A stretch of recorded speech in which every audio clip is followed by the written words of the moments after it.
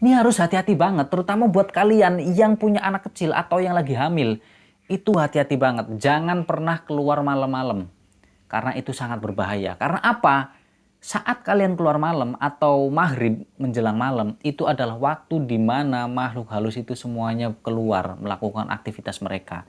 Dan biasanya ada jin yang mengintai anak kecil dan juga ibu hamil. Hati-hati dengan jin yang seperti itu. Seperti yang dialami oleh Biyayah.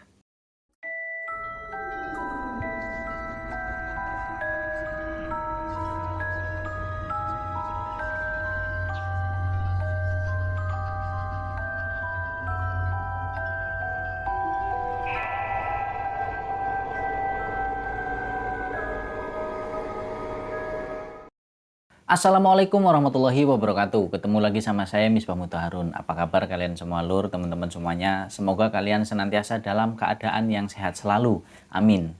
Pada kesempatan kali ini saya akan menceritakan sebuah kisah yang dimana ini adalah tentang gangguan sosok jin. Yang dimana jin ini adalah jin dari kaum perempuan yang namanya Ummu Sibyan. Ya, jin Ummu Sibyan. Sosok jin perempuan pencuri janin. Nah, buat kalian mungkin ada yang sudah pernah mendengar apa itu jin Ummu Sibyan. Dan atau mungkin bahkan tidak ada atau belum pernah ada yang mendengar sebelum ini. Nah, di sini saya akan menjelaskan terlebih dahulu apakah itu jin Ummu Sibyan. Nah, jadi Ummu Sibyan ini adalah jin dari kaum perempuan yang sangat suka sekali mengganggu anak kecil, bayi, serta ibu hamil. Nah, sebab itulah makanya ketika bayi yang baru lahir itu biasanya diadzankan. Karena agar tidak diikuti oleh jin jenis ini, yaitu Ummu Sibyan. Ya karena memang selain itu adalah syariat dari agama Islam. Bahkan anjuran dari orang tua dulu, itu bayi harus digendong saat maghrib tiba. Dan kebiasaan tersebut itu masih dijalankan sampai sekarang. Nah, tidak lain dan tidak bukan adalah untuk menghindari agar bayi tersebut tidak diganggu oleh Ummu Sibyan. Karena apa? Waktu maghrib itu dipercaya dari zaman dulu kalau itu adalah waktu yang sangat mengerikan. Karena apa? Karena waktu maghrib adalah saat di mana makhluk halus itu semuanya pada keluar atau melakukan aktivitas mereka. Karena apa? Karena waktu maghrib itu adalah waktu antara sore menjelang malam atau pergantian siang ke malam hari. Nah, jadi itu adalah waktu-waktu yang riskan.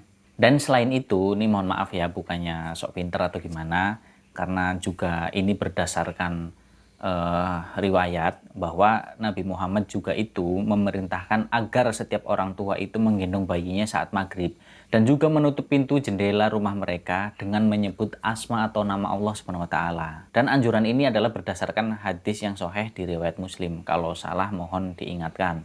Jadi bunyi dalilnya seperti ini. Bila malam menjelang, tahanlah anak-anak kalian. Karena sesungguhnya setan-setan berkeliaran pada saat itu. Bila malam sudah gelap, maka lepaskanlah mereka. Dan tutuplah pintu serta sebut nama Allah. Karena setan tidak dapat membuka pintu ataupun jendela yang ditutup dengan menyebut asma Allah. Ikatlah atau tutuplah tempat-tempat air dan sebut nama Allah. Tutuplah bejana-bejana kalian dan sebut nama Allah. Sekalipun meletakkan sesuatu di atasnya. Dan padamkanlah lampu-lampu atau pendiangan api kalian. Hadis ini diriwayatkan oleh Bukhari Muslim nomor hadis 2756. Nah, sekarang pertanyaannya, lalu apa pekerjaan dari Ummu Sibyan itu? Nah, pekerjaannya Ummu Sibyan itu adalah sangat suka sekali mengganggu anak-anak kecil, bayi, terus kemudian ibu hamil, yang terutama di sini anak kecil itu yang berusia di bawah 2 tahun. Nah, ciri-ciri Ummu Sibyan ini sendiri itu adalah jin perempuan dengan bentuk yang menyeramkan dan dengan satu mata. Nah, kemudian jin Ummu Sibyan ini biasanya itu suka meratap di dinding seperti cicak. Nah, adapun bentuk lain dari jin Ummu Sibyan ini yang seperti kita ketahui yaitu jin-jin lokal seperti kuyang, kuntilanak, atau bahkan wewe gombel yang konon katanya suka mencuri anak kecil saat maghrib. Nah, Ummu Sibyan sendiri itu dapat mengikat rahim wanita serta membunuh bayi yang masih ada di dalam kandungan. Seperti yang diceritakan dalam kisah jin Ummu Sibyan dengan Nabi Sulaiman. Jadi jin ini itu sanggup atau mampu masuk ke dalam rahim dan mengikat rahim orang perempuan yang dimana nanti orang perempuan tersebut tidak dapat mengandung. Diceritakan juga kalau jin Umusibian ini juga bisa masuk ke dalam kandungan orang yang sedang hamil. Dan di saat janin atau bayi yang sedang berada di dalam kandungan itu lagi tumbuh, jin Umusibian ini menendangnya. Sehingga terjadilah yang namanya keguguran. Dan bahkan rahimnya itu bisa menjadi kosong, tidak ada janinnya atau hilang. Nah itu sangat mengerikan bukan? Lah terus bagaimana ciri atau tanda-tandanya seorang bayi yang diganggu oleh jin Umusibian ini? Nah, jadi ciri yang pertama itu bayi yang suka menangis. Kalau bayi menangis wajar, tapi kali ini ada yang beda. Karena menangisnya si bayi tersebut itu menatap ke atas atau menatap ke salah satu sudut. Seperti yang ketakutan. Nah, yang kedua, anak-anak itu suka jatuh sendiri tapi seolah-olah seperti ada yang mendorong. Yang ketiga, suka mengigau sambil menggerumutukan giginya. Itu sampai berkali-kali. Yang keempat, demam panas tinggi yang terjadi hanya setelah asar sampai menjelang subuh. Nah, akibat dari gangguan-gangguan tersebut, nah maka akan terjadi seperti ini jika tidak segera ditangani atau diobati. Yang pertama, akibatnya adalah jadi sawan tangis. Dan yang kedua, autis. Yang ketiga, anaknya ini jadi nakal dan keras kepala. Dan yang keempat, menjadi anak yang pemalas. Selain itu, ada pun tanda-tanda wanita hamil yang diganggu oleh jin Umusibian. Yang pertama, rasa sesak di dadanya terutama saat waktu asar, yang mungkin bisa saja berlangsung sampai tengah malam. Yang kedua, kusut pikiran atau tidak bisa berpikir dengan jernih. Yang ketiga, sakit di bagian tulang-tulang belakang. Yang keempat, mengigau saat dia tidur. Yang kelima, bermimpi dengan mimpi yang menyeramkan atau menakutkan. Nah itu tanda-tandanya. Dan terus sekarang bagaimana caranya untuk menghindari agar tidak diganggu oleh Umusibian ini? Yang pertama, tutup pintu dan jendela rumah kalian saat waktu maghrib tiba dengan menyebut asma Allah. Yang kedua, jangan angkat jemuran yang belum kering saat berada di luar rumah ketika waktu maghrib. Nah itu cara untuk menghindari agar tidak diganggu oleh Umusibian. Nah, terus bagaimana caranya untuk mengatasi apabila ada bayi yang sedang diganggu oleh jin Umusibian ini? Nah, yang pertama, misalkan bayi yang terkena gangguan dari Umusibian, itu ya caranya untuk mengatasi meniarapkan bayi tersebut atau menengkurapkannya dengan tujuan agar bayi tersebut tidak melihat ke arah atas dan lalu kemudian dibacakan ayat-ayat suci Al-Quran. Yang kedua, itu bisa dihalau dengan cara sendiri atau bahasa kalimat sendiri. Contoh, misalkan, wahai kamu jin Umusibian, kamu pergi dari rumahku dan jangan pernah ganggu anak-anakku, atau kalau tidak maka aku akan meminta kepada Tuhanku yaitu Allah SWT agar untuk membinasakanmu. Nah bisa seperti itu, maka nanti jin Umusibian ini akan pergi dengan sendirinya asalkan setiap kali kita berucap selalu menyebutkan asma atau nama Allah SWT. Nah maka jin Umusibian ini akan ketakutan dengan sendirinya. Nah jadi kurang lebih seperti itulah penjelasan tentang yang namanya jin Umusibian. Jin perempuan yang sangat suka sekali mengganggu anak kecil, bayi, serta ibu hamil. Nah, terus di sini ada kisah yang dimana memang benar-benar dialami oleh seseorang, yang dimana orang tersebut ini memang diganggu oleh jin Umusibian saat beliau ini sedang hamil. Nah, di sini sebut saja namanya itu Bi Nurhayah. Nah, Bi Nurhayah ini biasa akrab dipanggil dengan nama Bi Yayah. Kisah ini diceritakan oleh narasumber kita yang bernama Mbak Fitri. Nah, awalnya peristiwa ini sendiri terjadi pada tahun 2008. Nah, Bi Yayah ini sendiri adalah tetangga kontrakan dari budenya Mbak Fitri yang bernama Bude Nurul. Yang dimana pada saat itu mereka itu bekerja di sebuah perusahaan yang berada di daerah Jawa Barat, yaitu daerah Cirebon. Nah, jadi Bude Nurul ini dengan Bi Yayah itu tidak hanya sekedar tetangga kontrakan saja, tapi mereka ini memang sangat akrab. Pertama, karena mereka itu sama, satu pekerjaan, satu pabrik, satu perusahaan. Dan mereka memang hubungannya sangat dekat sekali, sangat akrab. Dan saat itu Bi Yayah yang baru saja menikah kurang lebih sekitar 4 bulan harus menerima kabar yang pahit. Karena Bi Yayah itu menerima kabar suaminya itu harus di PHK dari tempat dia bekerja. Nah kebetulan suaminya Bi Yayah ini juga kerjanya sama, di perusahaan yang sama, di pabrik yang sama dengan Bi Yayah dan juga Bude Nurul. Dan alasannya kenapa suaminya Bi Yayah ini di PHK atau dipecat dari perusahaan, itu karena perusahaan mengetahui kalau ternyata Bi Yayah itu kerja di satu pabrik bersama dengan suaminya. Dan PT tersebut itu punya aturan bahwa jika pasangan suami istri itu tidak boleh bekerja di perusahaan yang sama. Nah, dengan alasan itu makanya si suaminya Biayah ini yang di PHK, karena Biayah dan juga suaminya itu mendapatkan panggilan dari HRD perusahaan tersebut. Nah, terus di situ ditanyakan dan dibenarkan mereka ini adalah suami istri.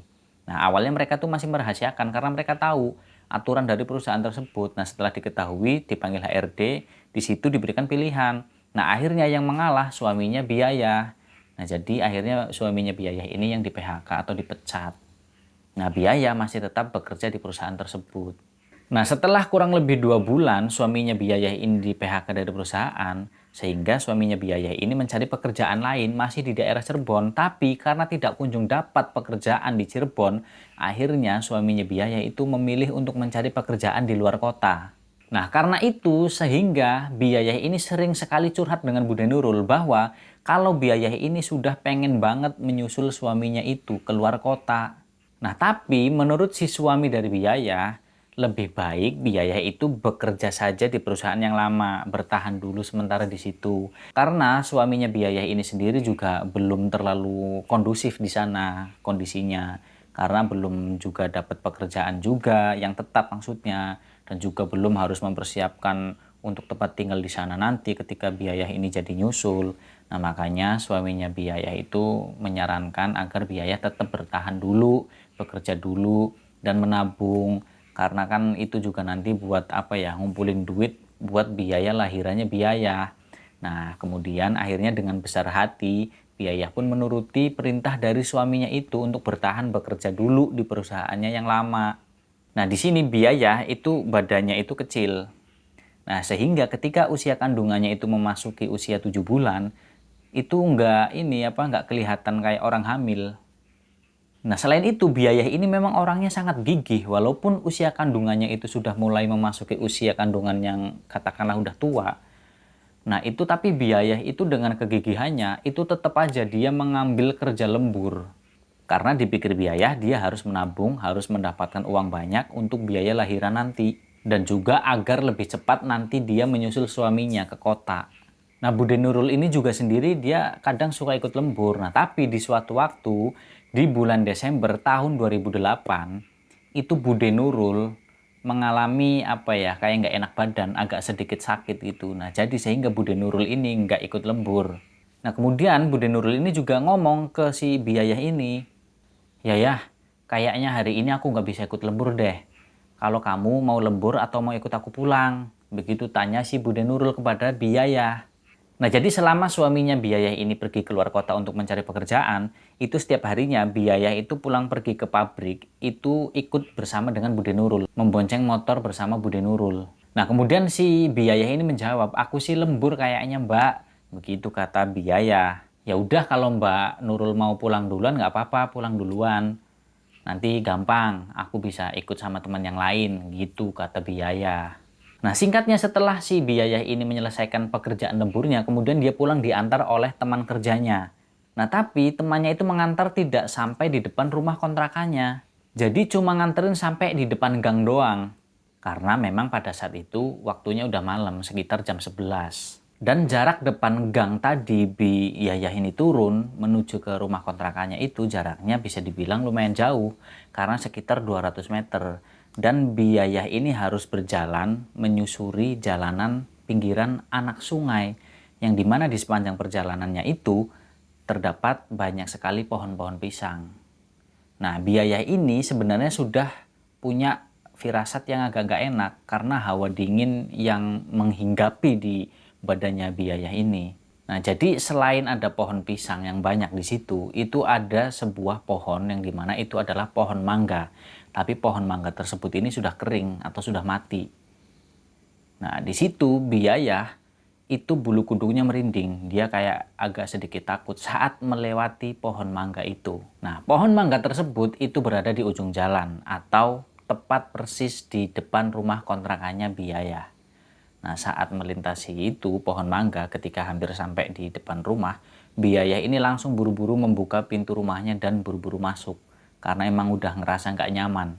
Karena Biayah ini tergesa-gesa, dia panik.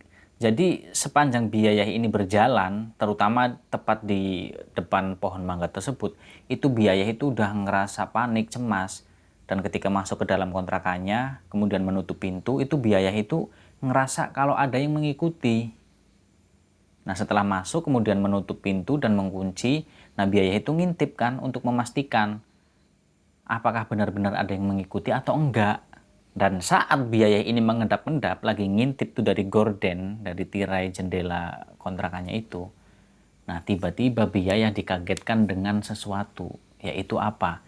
Dari pohon mangga yang sudah kering, yang sudah mati, Biayah itu melihat ada sosok perempuan yang duduk di atas pohon mangga dengan berbaju putih, terus kemudian mengayunkan kakinya dan sambil menatap ke arahnya Biayah.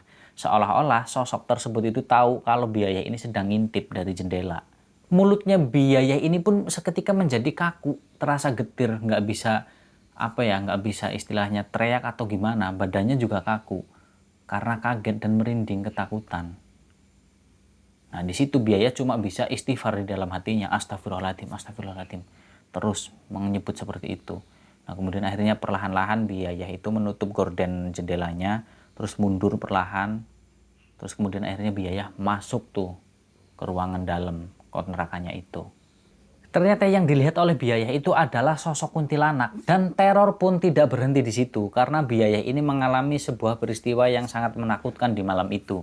Nah jadi saat Biayah ini lagi ketakutan, dia kemudian akhirnya menuju kamar mandi untuk bersih-bersih, cuci muka, tangan dan kaki. Kemudian akhirnya langsung Biayah ini masuk ke dalam kamar. Nah di situ Biayah karena dia capek dan dia juga ketakutan, Biayah ini mencoba untuk tidur. Nah baru beberapa menit Biayah ini mulai terlelap. Tiba-tiba Biayah ini seperti mendengar dengan samar-samar suara senandung seorang perempuan. Kayak yang merintih, intinya kayak gitulah. Pokoknya suara perempuan dari ruang depan. Dan Biayah seketika merasakan hawa di dalam kontrakannya itu menjadi lembab, menjadi dingin seketika. Dan tubuh Biayah itu semakin bergetar menahan ketakutannya. Nah Biayah yang sebenarnya udah ngantuk, kemudian dia menjadi segar kembali, jadi bugar kembali. Kemudian akhirnya Biayah bangun dan menuju ke kamar mandi untuk buang air kecil, niatnya nih Biayah. Dan sekembalinya dari kamar mandi, Biayah itu dibuat penasaran dengan suara yang berada dari belakang dapur. Dan suara itu suara apa? Suara segerombolan itik atau anak ayam. Nah di sini Biayah mengatakan di dalam hatinya, aduh firasat apa lagi ini? Kok rasanya nggak enak? Begitu gumamnya Biayah di dalam hatinya. Kok jam segini ada suara anak ayam, suara itik? Memang siapa yang memelihara ayam di sini? Setahu Biayah itu nggak ada yang memelihara ayam. Lah terus itu anak ayamnya siapa? Milik siapa? Kok aneh banget? Nah walaupun Biayah ini penasaran dengan suara anak ayam tersebut, tapi Biayah itu tidak berani untuk ngecek buat memastikan apakah memang benar-benar di situ ada itik atau anak ayam. Biayah ini ngerasa kakinya tuh udah benar-benar lemes, badannya itu udah capek banget. Dari capek dia kerja dari siang sampai malam, sampai dia lembur kan. Nah, terus ketika sampai di kontrakan, dia mendapatkan berbagai macam teror. Dari yang melihat sosok kuntilanak, terus kemudian mendengar suara itik atau anak ayam. Nah, karena kejadian itu walaupun capek, jadinya Biayah ini kayak enggan gitu loh mau tidur lagi. Jadi Biayah itu duduk di depan televisi, depan TV.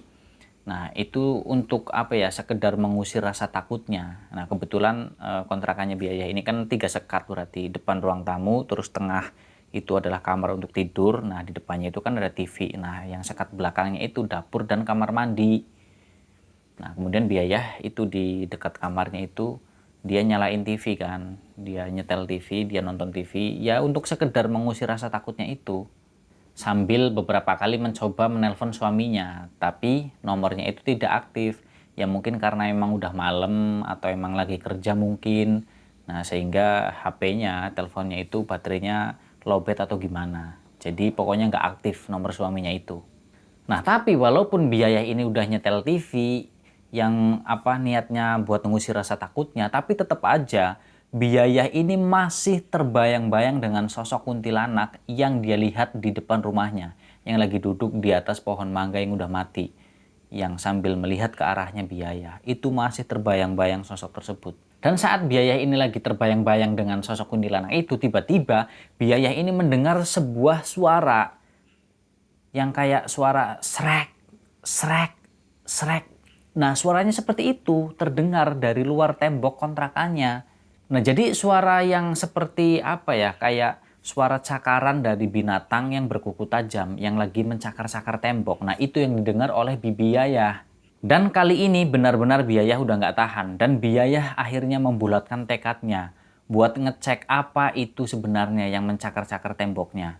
Nah, kebetulan di dalam rumah kontrakannya itu kan ada kayu. Ya, mungkin tadinya dibuat untuk apalah sama suaminya itu. Nah, diambil sama Biayah. Nah, dia keluar dari rumah kontrakannya itu. Dia pengen mastiin suara apa itu yang mencakar-cakar temboknya. Takutnya ada binatang buas. Nah, menurut Biayah seperti itu karena tadi ada suara itik. Nah, jadi Biayah itu berusaha mengalahkan rasa takutnya terhadap makhluk halus karena Biayah itu lebih khawatir kalau misalkan yang mencakar temboknya itu benar-benar binatang buas. Ya, seperti contoh misalkan mohon maaf anjing liar atau ya semacamnya lah. Nah, jadi Biayah mengambil sebuah balok itu yang di dalam rumah kontrakannya. Nah, dia itu keluar lewat pintu belakang kontrakannya karena sumber suaranya berada di situ. Yang tadi suara itik, terus kemudian suara cakar-cakaran yang itu mencakar-cakar temboknya. Nah, kemudian saat Biayah ini membuka pintu belakang di area dapur, tiba-tiba saat Biayah membuka, Biayah ini melihat atau menjumpai sosok kuntilanak yang dia lihat tadi yang sedang duduk di atas pohon mangga. Di situ sosok kuntilanak tersebut berambut panjang, berpakaian putih, dan melotot menatap ke arahnya Biayah. Biayah ini kaget, ketakutan bukan main sehingga Biayah akhirnya jatuh ambruk tidak sadarkan diri. Dan di keesokan paginya yang kebetulan Bude Nurul ini lagi libur kerja. Nah, biasa kan yang namanya ibu-ibu aktivitas di pagi hari ya, apalagi di hari libur kan ya nyuci lah, ya masak atau apalah. Nah, ini Bude Nurul itu lagi ngejemur ceritanya. Lah, jemurannya itu kan memang ada di belakang kontrakannya. Karena kan berjejer tuh kamar kontrakannya. Nah, saat Bude Nurul itu keluar akan menjemur pakaian, nah, Bude Nurul itu kaget karena melihat Biayah itu lagi tertelungkap di bawah. Nah, Bude Nurul itu kan kaget panik melihat kondisi si Biayah ini sedang tertelungkap di bawah itu di belakang rumah kontrakannya. Nah, kemudian akhirnya dibangunin kan, nggak bangun-bangun. Nah, akhirnya dengan tergopoh-gopoh, Bude Nurul ini membawa masuk si Biayah ini bersama tetangga kontrakan satunya lagi yaitu Bu Yuli. Nah, si Bude Nurul minta tolong tuh untuk menggotong Biayah masuk ke dalam rumah kontrakannya. Nah, segera dilakukan pertolongan pertama, yaitu dengan cara melaburkan minyak kayu putih. Nah, kemudian setelah diberikan pertolongan pertama kurang lebih sekitar 15 menit, perlahan-lahan Biayah ini membuka matanya. Udah mulai tersadar di situ Biayah. Nah, setelah membuka matanya udah sadar, nih pandangannya Biayah itu melihat-lihat ke sekitar rumah kontrakannya itu kan. Kemudian nanya sama Bude Nurul, "Mbak Nurul, aku ini kenapa, Mbak? Duh, aku ini kenapa ya kok bisa sampai seperti ini?" Tanyanya Biayah dengan pelan. Lah terus kata Bu Yuli, harusnya tuh kita yang nanya sama kamu ya. Kamu ini kenapa? Kok tiba-tiba di belakang kontrakan lagi tiduran di situ? Kamu pingsan atau gimana? Nah, kemudian Biayah ini menyeritkan keningnya. Terus sambil mengingat-ingat peristiwa yang dialami semalam dan kemudian menceritakan kepada Bu Yuli dan juga Bude Ambar yang dimana kebetulan di situ ada suaminya Bu Yuli. Nah, setelah mendengar ceritanya semuanya dari Biayah, kemudian kata Bude Ambar itu bilang ke si Biayah, "Makanya ya, kamu ini kan lagi hamil. Ya kerja nggak apa-apa. Lembur juga ya nggak apa-apa lah sekali-kali, tapi jangan tiap hari. Apalagi kalau kamu lembur itu kan kamu pulangnya malam. Nah, itu nggak baik buat perempuan hamil keluar atau pergi di malam hari. Nah, itu kayak kamu ini pulang kerja malam-malam ya kayak gini nih jadinya." Begitu kata Bude Nurul. Nah, mendengar akan hal itu karena Bude Nurul ini menyinggung tentang perempuan yang sedang hamil. Nah, langsung di situ Biayah ini ngecek perutnya, dia ngelus-elus perutnya. Nah, di situ Biayah kaget. "Loh, kok kempes?" Itu tanya si Biayah dengan panik. Nah, karena memang yang seperti diceritakan di awal tadi bahwa badannya Biayah ini kan kecil. Jadi ketika hamil itu memang nggak ketara gitu loh. Jadi nggak kelihatan seperti orang hamil. Nah, tapi untuk memastikan akhirnya Bude Nurul ini juga ikut meraba-raba perutnya Biayah. Saat diraba, dielus-elus, "Loh, iya ini kok rata."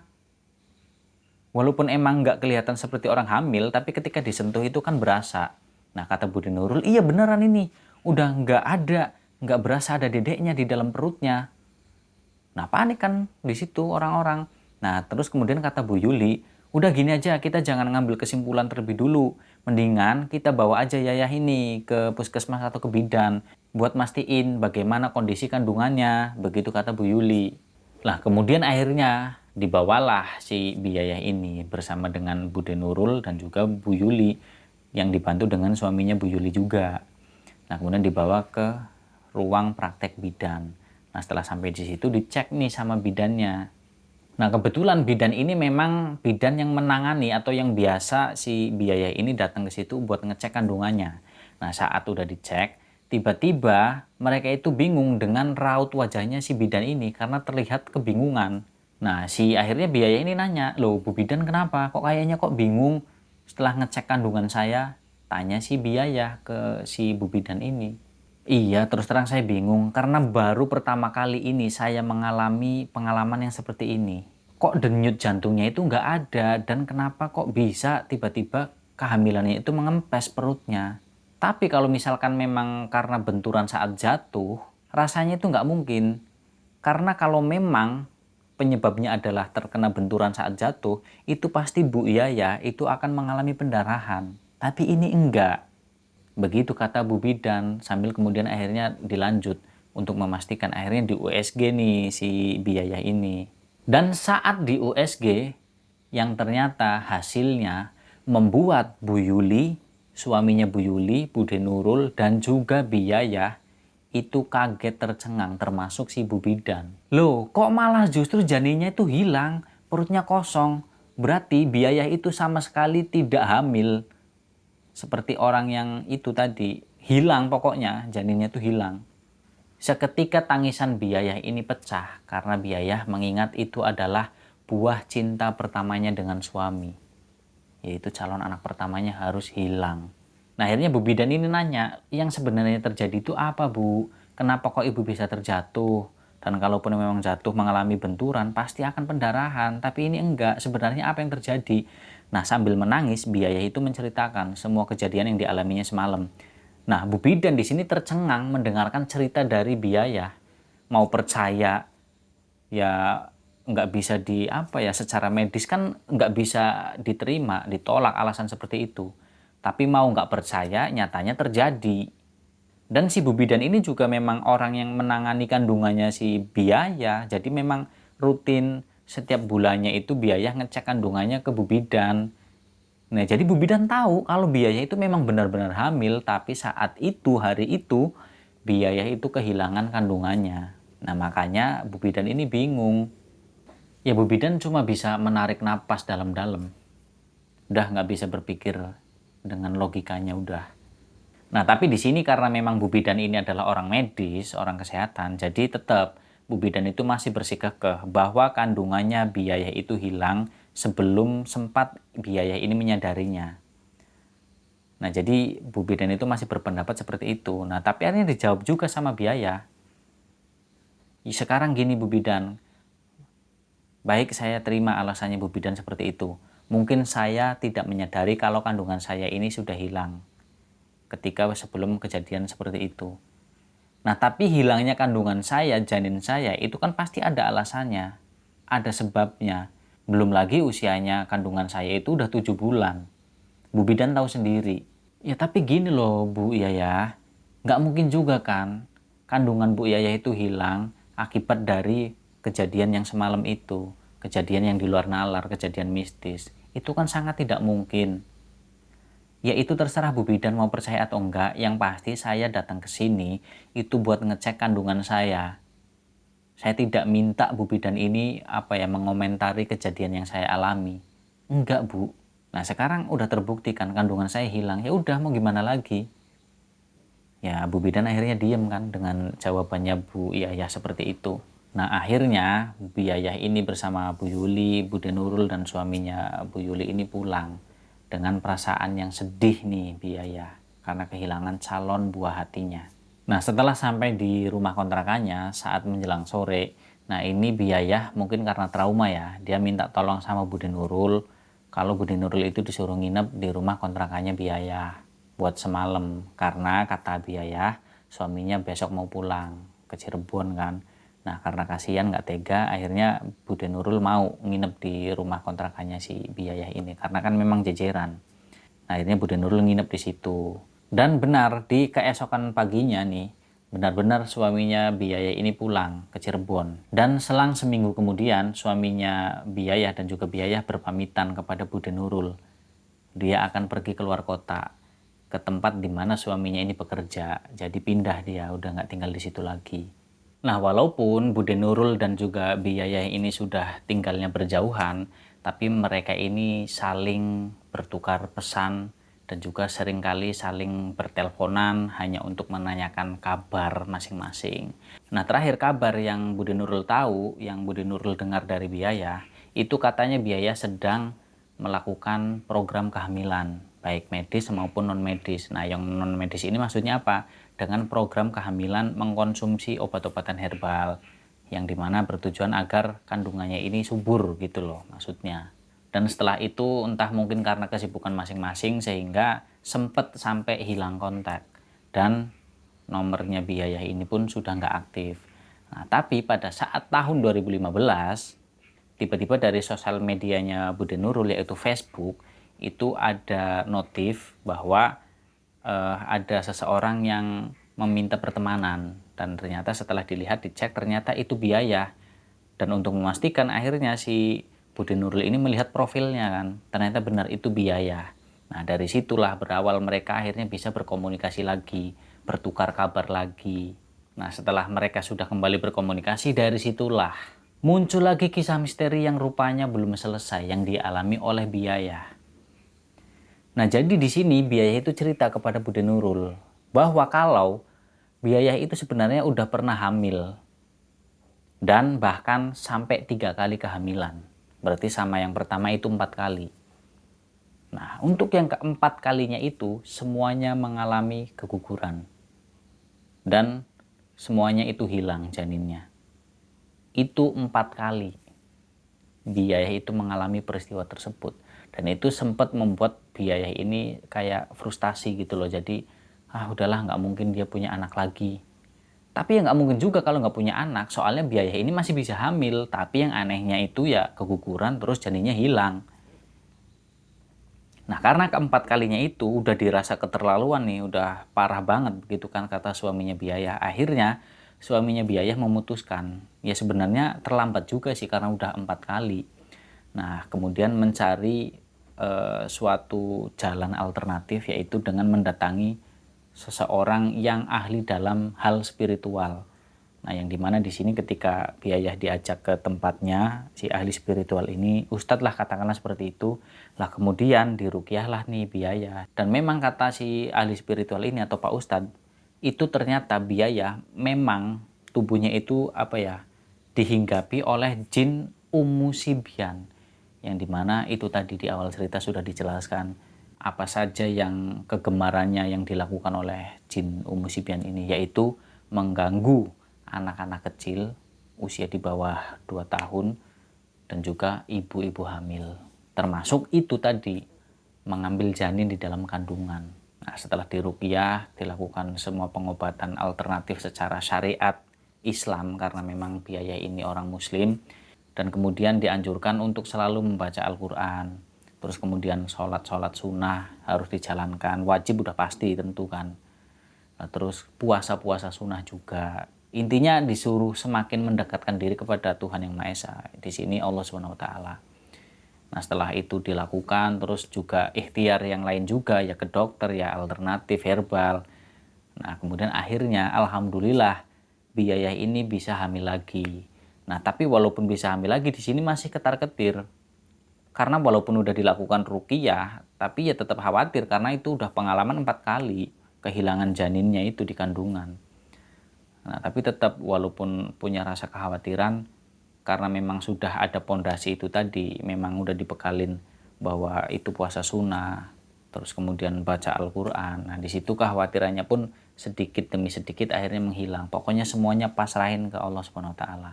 Yang penting mereka ini udah berikhtiar meminta perlindungan dan juga minta diberi buah hati. Dan alhamdulillah di kehamilannya biaya yang kelima ini akhirnya tidak ada suatu halangan ataupun kendala. Ya kalaupun ada ya kendala biasa lah, halangan rintangan biasa, bukan yang kayak yang 4 kali hamil itu yang sampai keguguran terus janinnya hilang, itu enggak, alhamdulillah. Mungkin itu udah hilang tuh pengaruh dari si Ummu Sibyan ini. Akhirnya biaya pun melahirkan anak pertamanya dari kehamilannya yang kelima. Dan alhamdulillah anaknya itu laki-laki. Dan biaya itu mengabarkan kabar gembiranya itu kepada Bude Nurul. Ya Bude Nurul seneng dong, alhamdulillah ternyata sekarang biaya sudah punya anak, anaknya laki-laki dan diberi nama Muhammad Al-Fatih. Begitu ceritanya, si biaya ini menceritakan kepada si Bude Nurul. Dan setelah itu juga biaya ini memberikan pesannya kepada Bude Nurul. Ternyata benar Mbak, apa yang Mbak katakan dulu, kalau misalkan perempuan yang lagi hamil itu nggak boleh banget keluar rumah malam-malam. Ya kayak saya dulu, kerja lembur pulangnya malam, dan itu ternyata memang benar. Itu sangat mengganggu kehamilan saya, bahkan bukan mengganggu, mencelakai kehamilan saya. Hanya ternyata yang namanya jin Ummu Sibyan itu memang benar-benar ada. Begitu kata biaya cerita kepada Bude Nurul. Nah, terus kata Bude Nurul ngejawab nih, ya udah makanya itu jadikan pelajaran, itu udah 4 kali loh ya kamu kehilangan janin kamu. Makanya sekarang udah kamu hati-hati, kalau sekiranya kamu mau punya anak lagi hamil, ya udah biarin suami kamu aja yang kerja.